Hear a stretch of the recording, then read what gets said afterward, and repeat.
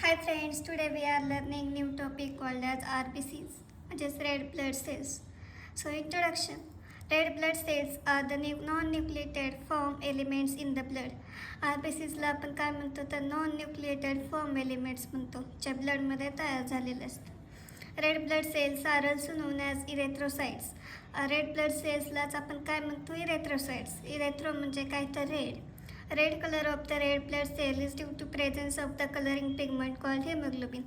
तर आपल्या RBC लाल कलरच्या का असतात तर त्याच्यामध्ये जो कलरिंग पिगमेंट असतो त्याला आपण हिमोग्लोबिन म्हणतो. तर ह्या हिमोग्लोबिनमुळे RBCचा कलर लाल असतो. RBCs play vital role in transport of respiratory gases. RBCचा मेन फंक्शन काय आहे तर रेस्पिरेटरी गॅसेसचं ट्रान्सपोर्ट करणे. The RBCs are larger in number compared to the other two blood cells, namely white blood cells and platelets. तर बाकीच्या ज्या blood cells आहेत जसं की व्हाईट ब्लड सेल आणि प्लेटलेट्स तर या दोघांपेक्षा आपल्या RBCs मोठे असतात, लार्जर इन साईज. आता नॉर्मल व्हॅल्यू काय आहे. RBC count ranges between 4 and 5.5 millions per cubic mm of blood. तर RBCचा काउंट किती आहे तर 4 to 5.5 millions per cubic mm of blood.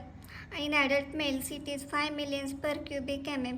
Adult मेल्समध्ये किती असतो तर 5 millions per cubic mm आणि ॲडल्ट फिमेल्समध्ये it is 4.5 millions per cubic mm. तर morphology of red blood cells. आता RBCची मॉर्फोलॉजी म्हणजे त्याचं बाहेरून स्ट्रक्चर कसं दिसतं तर RBCचा नॉर्मल शेप बघूया आपण. नॉर्मली तर RBCज are disc shape and biconcave म्हणजे टंबेल शेप. RBCचा नॉर्मल शेप कसा असतो तर डिस्क शेप असतो आणि biconcave shape. Central portion is thinner and periphery is thicker. तर त्याचं सेंट्रल पोर्शन थिनर असतो आणि पेरिफेरी म्हणजे आजूबाजूचा जो पोर्शन आहे तो थिकर असतो. तर biconcave contour of RBCs has some mechanical and functional advantages. त्याचा बायकॉन्केव शेप असतो त्याच्यामुळे RBCचा मेकॅनिकल आणि फंक्शनल ॲडव्हान्टेजेस आपल्याला पाहायला मिळतात. The advantages of biconcave shape of RBCs ते आपण पुढे बघूयात. आता पहिले बघूया नॉर्मल साईज. तर डायमीटर किती आहे 7.2 micron. Thickness at the periphery it is thicker with 2.2 micron. पेरिफेरीला थिकर आहे म्हणजे 2.2 मायक्रॉन आणि सेंटरला तो थिनर आहे जे 1 मायक्रॉन आहे. The surface area 120 square micron and volume आहे 85 to 90 क्युबिक मायक्रॉन. तर नॉर्मल स्ट्रक्चर कसं असतं RBCचं तर नॉर्मल स्ट्रक्चर बघूया आपण. Red blood cells are non nucleated. Red blood cell कशा असतात नॉन न्यूक्लिएटेड असतात म्हणजे त्यांच्यामध्ये न्यूक्लियस अब्सेंट असतो. Only mammal which has nucleated RBC is camel. म्हणजे फक्त कॅमल जो आहे त्याच्यामध्ये आपल्याला न्यूक्लिएटेड RBC पाहायला मिळतात म्हणजे कॅमलच्या RBCsमध्ये न्यूक्लियस प्रेझेंट असतो. Because of the absence of nucleus in human RBC, DNA is also absent. तर ह्युमन RBCमध्ये न्यूक्लियस अब्सेंट असल्यामुळे DNA पण अब्सेंट असतो. Other organelles such as mitochondria, endoplasmic reticulum and Golgi apparatus are also absent in RBC. तर जसे की बाकीचे organelles आहेत जसे की mitochondria, endoplasmic reticulum, Golgi apparatus हे सुद्धा RBCमध्ये अब्सेंट असतात. Because of absence of mitochondria energy is produce from glycolytic process. आता मायटोकॉन्ड्रिया अब्सेंट असतो तर त्याच्यामुळे RBCमध्ये एनर्जी कशी तयार होते तर ग्लायकोलायटिक प्रोसेसमधून एनर्जी तयार होते. Properties of red blood cells. तर 4 प्रॉपर्टी आपल्याला RBCच्या पाहायला मिळतात. तर पहिली प्रॉपर्टी आहे रोलेक्स फॉर्मेशन. तर रोलेक्स फॉर्मेशन म्हणजेच काय तर पायलिंग ऑफ RBCs पाईल one above the other like the पाईल ऑफ कॉईन्स. जे RBC एकमेकावर अशा पाईल अप होतात जसं आपण कॉईन्स असतात ते एकमेकावर त्याचे पाईल तयार करतो तशा प्रकारे आपल्या RBCs पाईल अप होतात. जेव्हा आपण ब्लड वेसलमधून बाहेर घेतो किंवा त्याला विदाऊट मुवमेंटसाठी अलाउड करतो स्टँड करण्यासाठी. रोलेक्स फॉर्मेशन म्हणजेच काय तर piling up of RBCs. It is accelerated by plasma proteins, globulin and fibrinogen. आता रोलेक्स फॉर्मेशन कधी होतं जेव्हा प्लाझ्मा प्रोटीन्स जे आहेत जसं की ग्लोबुलिन अँड फायब्रिनोजन हे रोलेक्स फॉर्मेशन ॲसिलेट करतात. तर सेकंड प्रॉपर्टी आहे specific gravity. The specific gravity of RBC is 1.092 to 1.101. The packed cell volume is the proportion of blood occupied by RBC is expressed in percentage. The packed cell volume हा काय आहे तर proportion of blood occupied by RBC is expressed in percentage. जितकं RBCsनी ब्लडचा amount किंवा proportion occupy केलेला आहे तो पर्सेंटेजमध्ये आपण एक्सप्रेस करतो, त्याला आपण काय म्हणतो, पॅक्ड सेल व्हॉल्यूम. त्याला दुसरं नाव आहे हेमॅटोक्रिट व्हॅल्यू.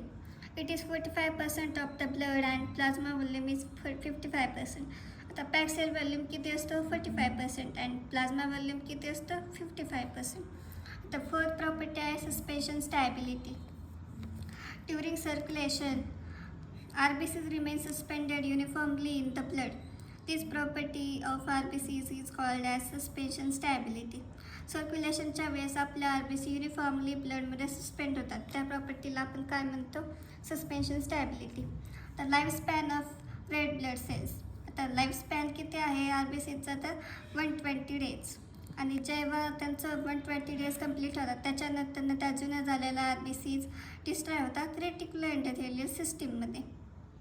आता पुढे बघूया आपण fate of red blood cells. When the cells become older cell membrane becomes more fragile. म्हणजे जेव्हा RBCचे 120 डेज होतात, म्हणजे ओल्डर होतात, त्यावेळेस ते असे RBCची सेल मेम्ब्रेन असते ती फ्रॅजाईल बनते. The diameter of the capillaries is less or equal to that of RBC. आता कॅपिलरीची जी डायमीटर आहे तर ती RBCला लेस किंवा त्याच्यासोबतची असते. तर younger RBCs can pass through the capillaries easily. ज्या छोट्या RBCs असतात त्या कॅपिलरीजमधून इझिली पास होतात. However because of fragile nature older cells are destroyed while trying to squeeze through the capillaries. आता त्यांच्या फ्रॅजाईल नेचरमुळे काय होतं, ज्या ओल्डर सेल असतात त्या डिस्ट्रॉयड होतात जेव्हा कॅपिलरीजमधून त्या स्क्वीज होत असतात. Destruction occurs mainly in the capillaries of red pulp of spleen because of the diameter of splenic capillaries is very small. आता हे डिस्ट्रक्शन कुठं होतं, तर स्प्लीनच्या कॅपिलरीजमध्ये. का, तर स्प्लिनिक कॅपिलरीज ज्या असतात त्या स्मॉल असतात, त्याच्यामुळे आपण स्प्लीनला काय म्हणतो, ग्रेव्हयार्ड of RBCs. The destroyed of RBCs are fragmented and hemoglobin is released from the fragmented parts. जेव्हा हे डिस्ट्रॉयड RBCs फ्रॅगमेंटेड होतात आणि त्याच्यामधून हिमोग्लोबिन रिलीज होतो त्या फ्रॅगमेंटेड पार्ट्समधून. तर haemoglobin is immediately phagocytised by macrophages of the body, particularly macrophages present in the liver, spleen and bone marrow. आता हिमोग्लोबिन काय होतो, इमिडिएटली फॅगोसाइज होतो बाय मॅक्रोफेजेस. म्हणजे मॅक्रोफेजेसची फॅगोसायटोसिस ॲक्शन सुरू होते आणि त्याच्यामुळं काय होतं, haemoglobin is degraded into iron, globin and porphyrin. आता हिमोग्लोबिनचं डिग्रेडेशन होतं, म्हणजे हिमोग्लोबिनचं ब्रेकडाऊन होतं 3 ह्याच्यामध्ये, आयर्न, ग्लोबिन अँड पोरफायरिन. त्यातला आयर्न जो आहे तो आयर्न कंबाईन होतो प्रोटीन, त्याचं नाव आहे ॲपोफेरेटिनसोबत. कशासाठी, तर फेरेटिन तयार करण्यासाठी. म्हणजे आयर्न कंबाईन होतं ॲपोफेरेटिनसोबत आणि काय तयार होतं, ferritin, which is stored in the body and reused later. म्हणजे जेव्हा आपला हा आयर्न आहे तर ॲपोफेरेटिन प्रोटीनसोबत कंबाईन होतो आणि फेरेटिन तयार करतो. तर हे तयार झालेलं फेरेटिन बॉडीमध्ये स्टोअर होतं आणि त्याचं नंतर रियूज करण्यासाठी वापर केला जातो. Globin enters the protein depot for later use. तर ग्लोबिन जो आहे तो प्रोटीन डिपॉटमध्ये जातो नंतर त्याचं काम येण्यासाठी. Porphyrin is degraded into bilirubin which is excreted by liver through bile. आता पोरफायरिनचं ब्रेकडाऊन होतं बिलिरुबिनमध्ये, जे परत लिव्हरमधून एक्सक्रेट होतं through bile. Daily 10% of RBCs which are senile are destroyed in normal young healthy adults. म्हणजे प्रत्येक दिवशी 10% RBCs ज्या सिनाईल असतात त्या डिस्ट्रॉयड होतात यंग हेल्दी ॲडल्ट्समध्ये जे नॉर्मल असतात. It causes release of about 0.6 gram per DL haemoglobin into plasma. आणि त्याच्यामुळं काय होतं, प्लाझ्मामध्ये 0.6 gram per DL haemoglobin release होतो. From this 0.9 to 1.5 mg per DL bilirubin is form. आणि याच्यातून काय होतं, 0.9 to 1.5 mg per DL bilirubin तयार होतो. तर आपण पुढे बघूया functions of red blood cell. तर त्याचे 4 फंक्शन आहेत मेन RBCचे. पहिला आहे transport of oxygen from lungs to tissues. आता याच्यामध्ये काय बघूया, haemoglobin in RBC is combines with oxygen to form oxyhaemoglobin. आता आपल्या RBCमधला जो हिमोग्लोबिन आहे तो ऑक्सिजनसोबत कंबाईन होतो आणि ऑक्सिजनसोबत कंबाईन झालं काय तयार होतं, ऑक्झी haemoglobin. About 97% of oxygen is transported in blood in the form of oxyhemoglobin. आता ब्लडमध्ये 97% ऑफ ऑक्सिजन ट्रान्सपोर्ट होतो, पण त्याचा फॉर्म कोणता असतो तर ऑक्सिहिमोग्लोबिन असतो. Transport of carbon dioxide from tissues to lungs. तर haemoglobin combines with carbon dioxide and form carbhaemoglobin. आता आपला हिमोग्लोबिन जेव्हा कार्बन डायऑक्साईडसोबत कंबाईन होतो तेव्हा काय तयार होतं, carbhaemoglobin. About 30% of carbon dioxide is transported in this form. तर 30% कार्बन डायऑक्साईड आहे तर तो कार्ब हिमोग्लोबिनच्या रूपामध्ये ट्रान्सपोर्ट होतो. RBCs content large amount of कार्बनिक अनहायड्रेट्स. तर आरबीसीजमध्ये मोठ्या प्रमाणात कार्बनिक अनहायड्रेट्स असतो. These enzyme is necessary for the formation of bicarbonate from water and carbon dioxide. तर ही जी एन्झाईम आहे ती कशासाठी महत्त्वाची आहे तर बायकार्बोनेटच्या फॉर्मेशनसाठी, जे वॉटर आणि कार्बन डायऑक्साईडपासून तयार होतं. तर it helps to transport carbon dioxide in the form of bicarbonate from tissues to lungs. आता तिसरी प्रॉपर्टी आहे buffering action of blood. Buffering action in blood. Haemoglobin functions as a good buffer. आता good buffer म्हणून कोण act करतं तर haemoglobin. By this action it regulates hydrogen ion concentration and thereby plays a role in maintenance of acid base balance. आता या buffering ॲक्शनमुळे haemoglobin काय करतं तर हायड्रोजन आयनचं कॉन्सन्ट्रेशन आहे ते रेग्युलेट करतं आणि त्याच्यामुळे ॲसिड बेस बॅलन्सच्या मेंटेनन्समध्ये मदत करतो. तर शेवटची प्रॉपर्टी आहे शेवटचं फंक्शन आहे in blood group determination. RBCs carry the blood group antigens like A antigen, B antigen and Rh factor.